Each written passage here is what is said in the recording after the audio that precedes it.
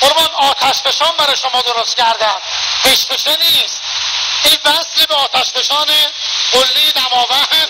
مرسی آقای کاشانی عزیزم. آقا زدم بفرمایید. سلام، شب بخیر، تبریک میگم عید سعید قدیر رو و این زایه بزرگ رو توی منا. به همه بازماندگان اونا تسلیت میگم، به ملت ایران تسلیت میگم و انشالله که هیچ وقت دیگه از این اتفاقا نیفته. انشالله. اینایی که مکه رفتن میدونن متاسفانه برخوردشون با ماها خیلی خصمانه و بده. باتون دستشونه تا میفهمن ایرانی هستیم، مثلا به خاطر اینکه مثلا نظم و اومدن حفظ کنن. استاد عبدی میشه خواهش کنم به خاطر عید قدیر خان بزرگی کنی، چون این حادثه اینقدر غم انگیز شما بپردازید. من یه خاطره خنده‌دار اتفاقا میخوام از مکه بگم. فداتون بشم. من به اتفاق مادرم دخترم المیرا حدود 11 سالش بود و خانومم مشرف شدیم مکه سال 78. بله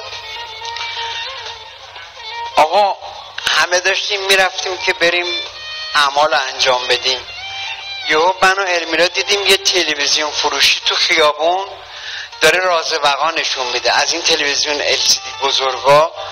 اون صحنه ای هم بود که سوسماره میاد گوزنه رو میکشه تو آب، کروکودیل گوزنه رو میکشه تو. ما ولو شدیم، من با حوله، المیرا با چادر سفید تو پیاده رو ولو شدیم، راز وقا نگاه میکردیم.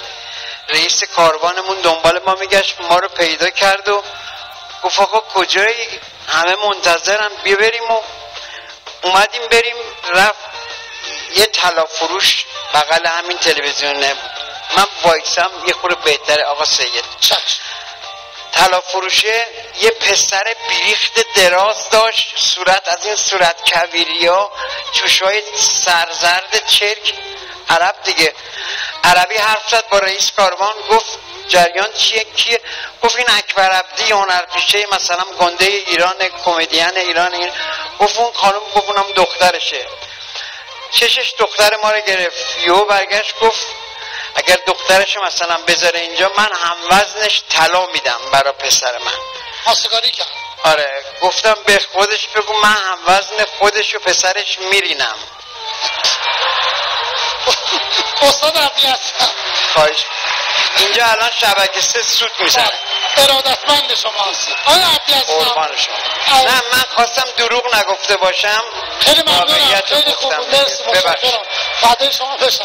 همتون رو دعوت میکنم به تئاتر کمدی خودم همین بغل. بله. سردار جنگل. انشالله میان ساعت 9 تا 11. استاد عبدی نمیذارن حرف بزنی، حرف بزنی میندازنت بیرون. من نوکر شما هستم. قربان شما. قطعا میان تئاتر شما رو میبینن. اینقدر شما دوست داشتنی هستین که مهربان.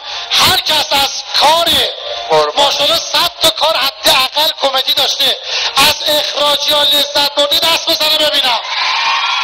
شما اینقدر دوست داشتنی هستین، اینقدر بزرگوار هستین.